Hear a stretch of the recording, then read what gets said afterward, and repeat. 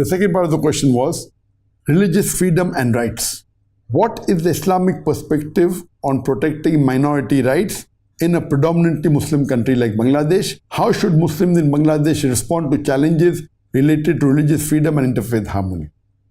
As far as religious freedom and rights are concerned, there is no country in the world, there is no system in the world that gives rights to the followers of other faiths like what Islam has given. And you have that in the history of the seerah of the Prophet.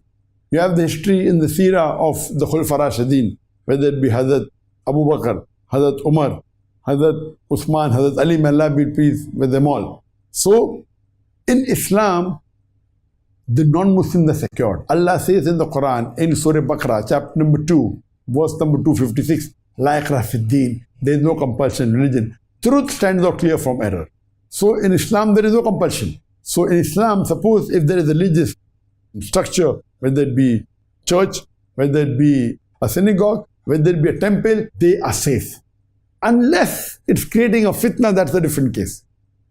If it's creating a fitna and then you have to remove it, different. But generally, in an Islamic state, if the existing temples and churches and synagogues, they are secured.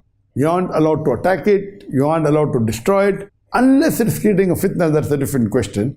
But generally, they are safe and they are secured. They should be protected. Similarly, in Bangladesh, following the Islamic principles, all the non-Muslim places of worship, they should be protected. They should be safe. They need not spend money protecting it. Yes, in Islamic country, you may not build new churches or new temples, but whatever is existing, they are protected. And you have several such examples. If you know the history of Salahuddin Ayyubi, Salahuddin Ayyubi, when he conquered Jerusalem, where it was under the clutches of the Christians, and he liberated it. And when he went there, the Christians, they knew that what atrocities they had done to the Muslims, how they fled the land. Now that they've come back to power, how will they treat us? They were afraid. And when they asked, how will they be treated? So the reply given by Salahuddin Ayyubi is, I am different. That they asked, will you take revenge? Will you teach us a lesson? So he said, I am Salahuddin Ayyubi. I am Salahuddin, you are safe from me.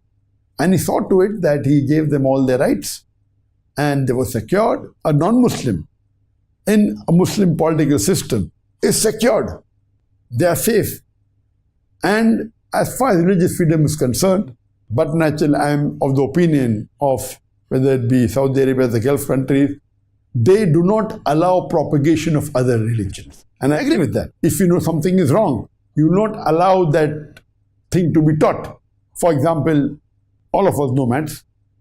Simple question, if you want to keep a maths teacher, and the maths teacher teaches 2 plus 2 is equal to 5, then will you appoint the teacher? And the answer is no. Because we know basics of maths. So similarly, if we know basics of maths, we will not appoint a teacher which says 2 plus 2 is equal to 5. We'll appoint a teacher that says 2 plus 2 is equal to 4. So similarly, as far as religious freedom is concerned, they can practice the religion. If churches are there, it is safe, it's secured, they cannot be demolished. And at the same time, they can take guidance. In religious freedom, there should be interfaith dialogue, there should be commonalities, as Allah says, Ta'alaw ila kalimatin sawa'in bayna bainakum. Come to common terms as been assigned, which is the first term, Allah na'budu illallah, that we worship none but Allah. So we should know that the main purpose of life is to worship Allah subhanahu wa ta'ala, and you see to it that as far as religious freedom is concerned, we give them the rights, but they cannot step on our toes. They cannot propagate things which we believe are wrong. They can practice it as long as they don't propagate their religion and they don't get a fitna. They can stay, and inshallah Allah subhanahu wa ta'ala will give hidayah and will see to it that they follow the deen.